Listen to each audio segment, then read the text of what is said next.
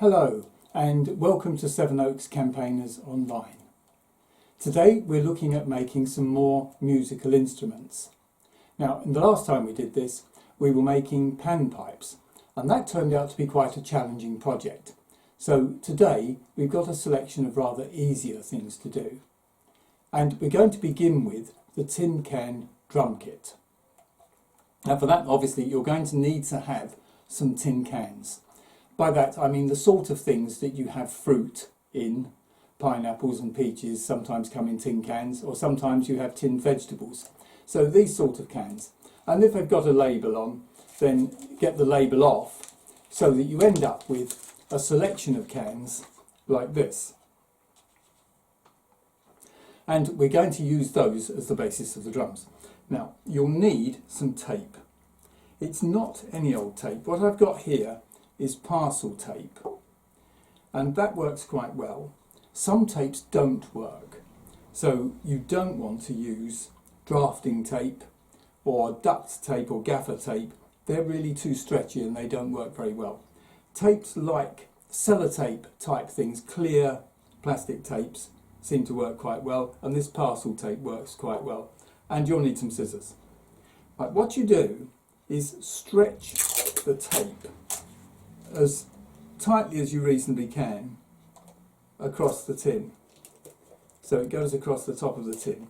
That won't go wonderfully easily because the edge of the tin is curved, and so you always get a kind of flap left. But stretch it across there as tightly as you reasonably can and stick it down. And then when you've done that, you're going to turn the can round and do the same thing across the can at a different angle. If I can just get the tape end again, here we go. So that can go across there like that. Again, as tightly as you reasonably can. It doesn't matter exactly. And the tapes are going to stick to each other as you do this. So just fold that down, and then you're going to keep doing the same sort of thing until you've covered all the holes in the covering, in the can, so that you've made a complete top. So if I go across this way, I cover a couple of those holes. And on this can it looks as though with this thickness of tape I will need to do that one more time to cover the last pair of holes. If you've got tape that isn't very wide, you may find that you need to do this more times, and that doesn't matter. So you do it enough times to cover the top of the drum, and if it turns out to be quite a thickness of pieces of tape, that's fine. Now, because of the curved edge of the can, it's not that neat round the sides. Again, that doesn't matter, but I could try to smarten that up a little bit by just putting some tape across there and running it round the edge of the can. That doesn't make much difference to the way this sounds. It just might make it look a little bit smarter. And so I could do that.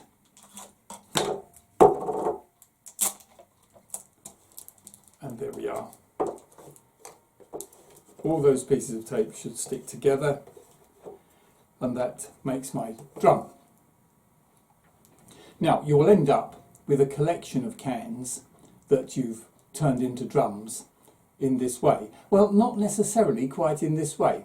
If you have a look at the can I've just done, look, when I turn it up, I actually took the bottom out of that one, and so that was completely hollow. You don't have to take the bottom out. If you leave the bottom in, then you'll get a different sound from taking the bottom out. And so if we put our drums together, we could stand them on something. So I've got a couple of pieces of, it's offcuts of garden steak. If I've cut the bottom out of the drums, I do need to stand them on something so that the bottom part can still be open.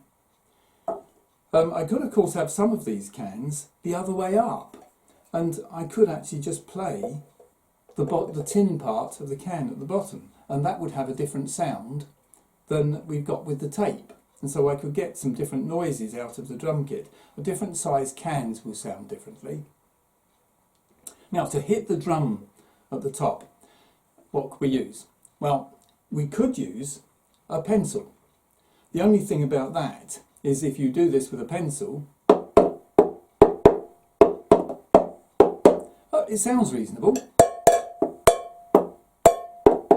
but you might be damaging the lead inside the pencil when you do that. So I've decided to use some pieces of dowel that I happen to have. It doesn't really matter how big these are. These particular pieces of dowel are, well, I've cut them to be about 30 centimetres long, and they're actually about 11 or 12 millimetres thick. I've tried with one of them.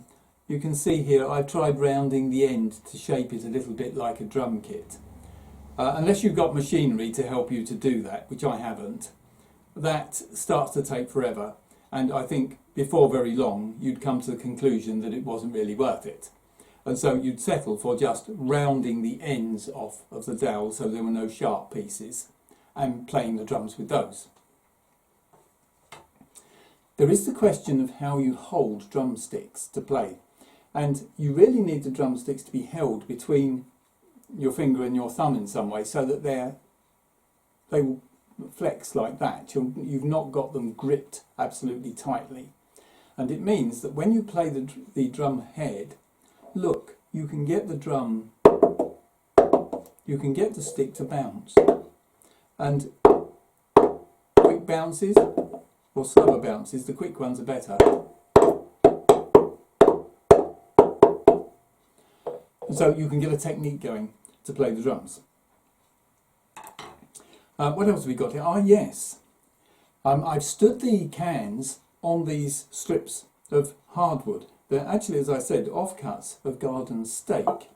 And what I've done with them is just sanded the edges so there aren't splinters on them, so I don't get myself splintered when I'm using them. But because they're hard wood, it turns out they're good for something else. Because if I take them and hit them together, you get quite a nice lively sound. It's a pretty good pair of bones. That doesn't work so well if you have softwood. But these bits of garden stake were hardwood, and so you get this sharp, lively sound, which is quite a good one. Your tin cans have got other possibilities about them as well, because if you look at the average tin can, it often has these corrugated edges to it. So you could play those, and you could hit the side of the tin as well to get another noise. So you've got a sort of scraper possibility. So by the time you've got a collection of cans together, and you've had some of them with the tops open, or at least the bottoms open I should say, and some of them with the bottoms closed, and different sizes of can, you should be able to get quite a nice selection of noises from your cans. So why don't you give that a go? Let's not forget the humble shaker. A variety of these will make a surprisingly good sound. Each shaker is made from a plastic drinks bottle. Here are some of the options for what could go inside. Pasta makes a fairly bold sound. Rice gives a softer shushing noise. And buttons make quite a strident sound.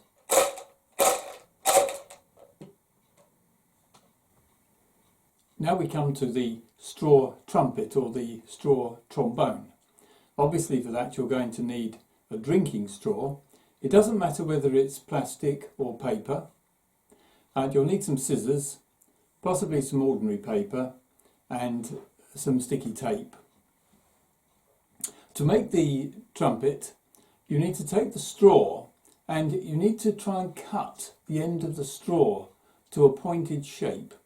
Look, like this. If you press the straw flat and then try just to cut the end to a point. And you need to do both sides.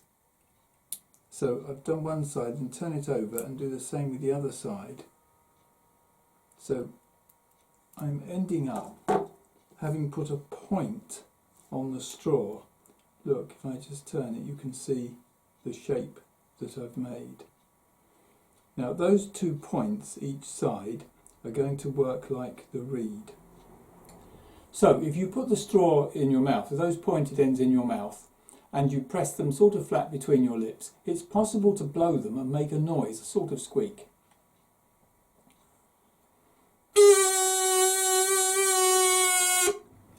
And you can even change the note of that by the way that you blow.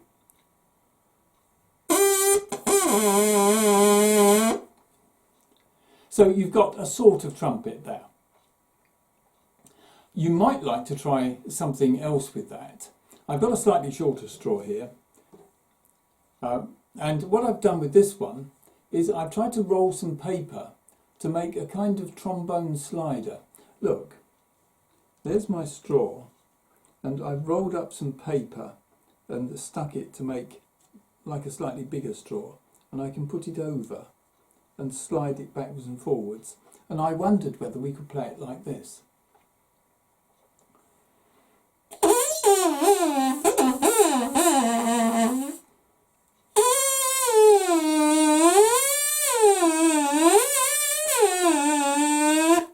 And have a sort of trombone effect. I'll leave you to have a play with that. Finally, we have a very simple tune instrument. It's the comb kazoo.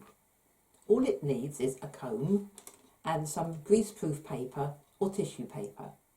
You take the comb with the teeth upwards, you fold the greaseproof paper over it, hold it close to your lips and say a sort of do-do-do sound, like this.